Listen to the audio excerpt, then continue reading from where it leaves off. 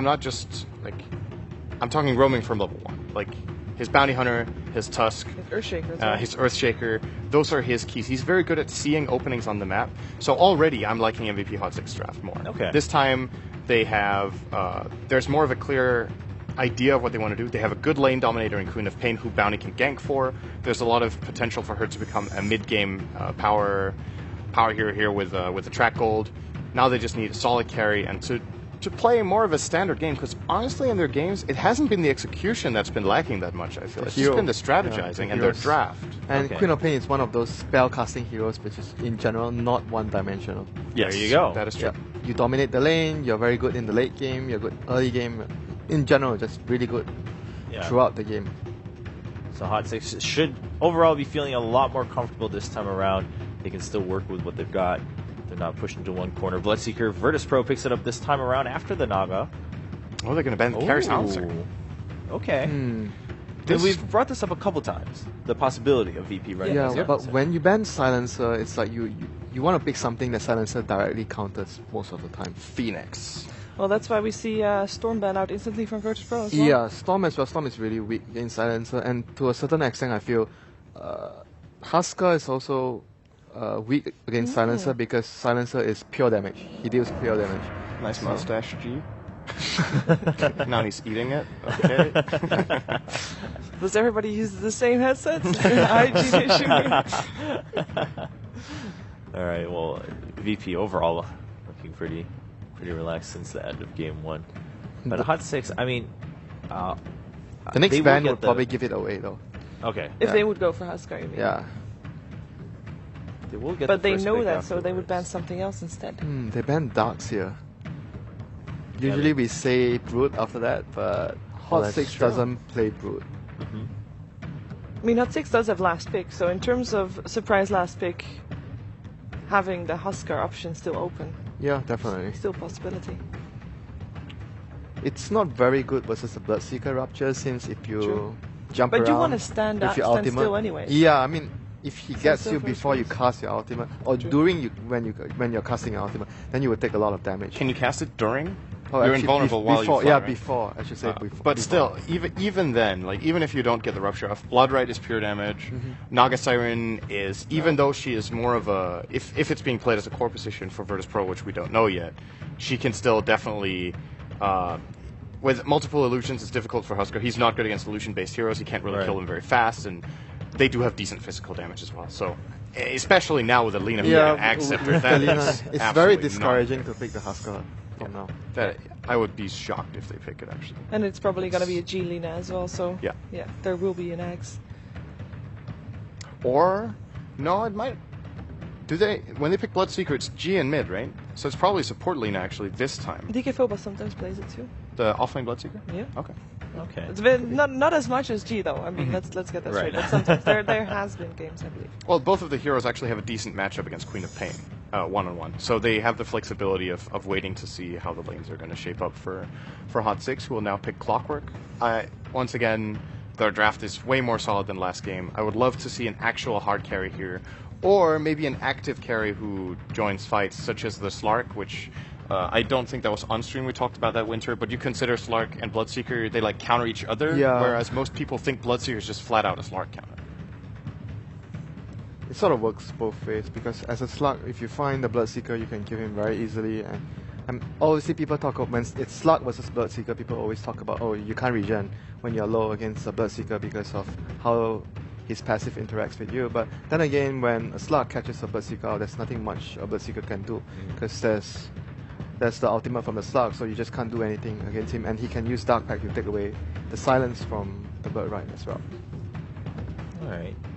I'm feeling the Phantom. 6. Do you think Phantom Lancer could be something good here for Hot 6? I feel like Bloodseeker and Naga as well can fairly easily counter the Phantom Lancer. I mean, I wouldn't even be surprised to see maybe something like a Lycan instead, a hero that is not going to fight at all. They need someone that carries very hard. Yeah, that's for sure. Either very hard or just for protect one. I think picking Lycan into Bloodseeker and Naga is. It is not ideal, but at the same time, they will be able to fight with the other 4 and create the space. Yeah, but if that's the approach they take, maybe they would be looking to something like an Anti-Mage instead. If they're expecting True. it to be a core Lina, True. it's...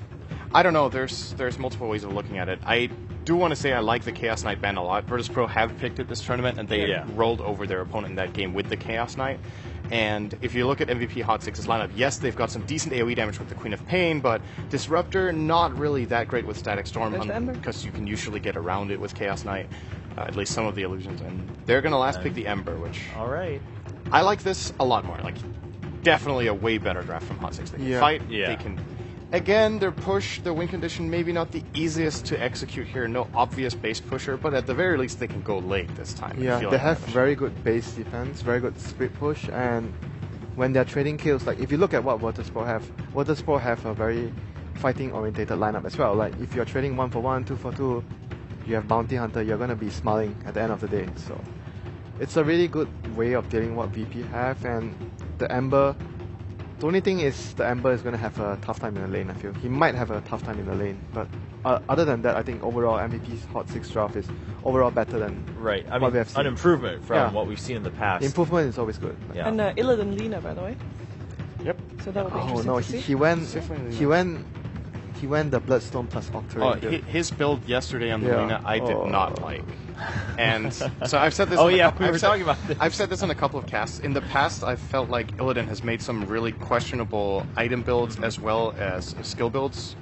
For example, his No Breathe Fire Dragon Knight. I think of the past that he doesn't do anymore, but he did believe in it at the time. And over the last few months, I felt like, wow, Illidan's one of the most improved players over the last year. He plays a really solid carry role. I've pretty much every single time been on board with his builds and everything, including his kind of innovative silencer build. His Lina build yesterday, I was not a fan for the first time in quite a while. What was it? It was Bloodstone, Octarine, Yules. Yules is good. And Maelstrom next. So, and it was not against illusion-based heroes. Weird build.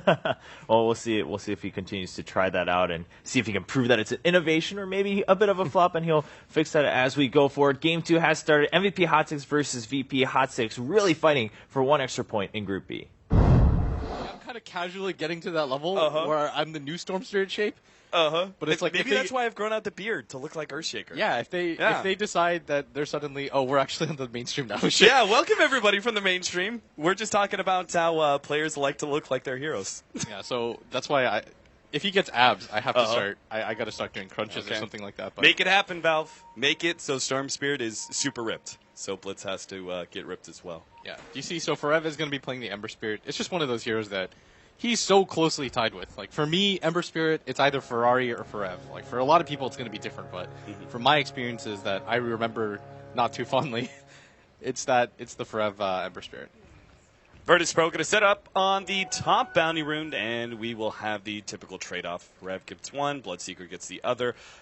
So Gun's going to be playing the mid Bloodseeker here. They're not going to be putting the Lina up against the Ember Spirit. Why is that? Because Lina does very well versus Ember Spirit, especially those first couple of levels. Flame Guard can't protect him at all. I think the Lina just pairs well with the Naga Siren, because if Lil just gets a level of Ensnare early, you're almost guaranteeing yourself a kill. It's just a good setup, and I think G feels like if he's against the Queen of Pain or the Ember, he's pretty confident. The thing, though, that Forev is going to love about this lane is that there's almost nothing that can pop his Flame Guard. Yeah. Like, he's going to be really satisfied to know that, and so both of them should get farm, I think. Like, this is a lane that I think both of them will succeed in, and they'll do fine.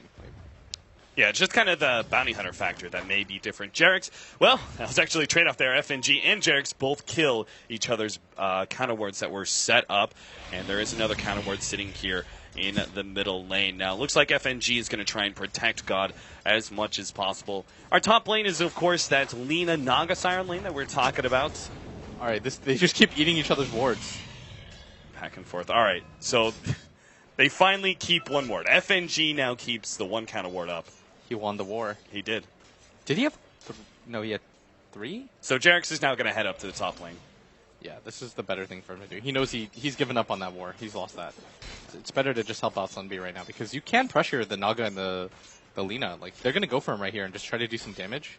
If they manage to get the cogs, yeah, they actually grabbed a great play there from Sunby, bringing it back inside the cogs. Now, they won't be able to kill him, or at least very unlikely. Lil's going to have to eat through some trees, but they do get a lot of good harassment out. Jerix Just puts that Orb of Venom on him one more time. But yeah, this sort of dual lane situation, this is actually one of, I feel like one of the best uses of the Bounty Hunter as a roaming hero is to shut down the supports that are trying to kick back the offlaner, especially in dual lane scenarios. Oh, for sure. The thing is, there's a lot of bounty players, they just decide to camp mid and go non-stop at that and try to force it to work no matter what. It's like, okay, if they have a sentry there, then I'll try to snipe the courier or something along those lines. And I think that's the wrong idea to have. Like, you eventually have to just swap lanes and guarantee yourself some levels. Because if you're a level 1 bounty hunter at 6 minutes in, what are you actually going to accomplish for your team? Frev takes some damage here, the hold of the Frostbite and a couple of right clicks out from the Bloodseeker. I'm trying to think here. There's not too many heroes that are... Yeah, I guess Sunbee's a little bit low.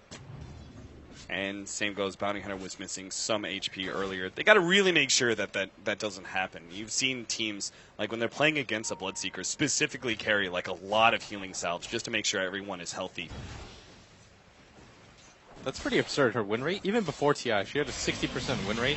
Now she's got a 79% win rate, and in mid lane, they're not going to be able to get out of this Blood Right. They're both going to get hit by it, and G might actually just decide to go for this, but I guess he was afraid that somebody might rotate in, but they're getting really low, and Frev actually didn't even have any mana. Yeah, Jerix actually has no HP regeneration.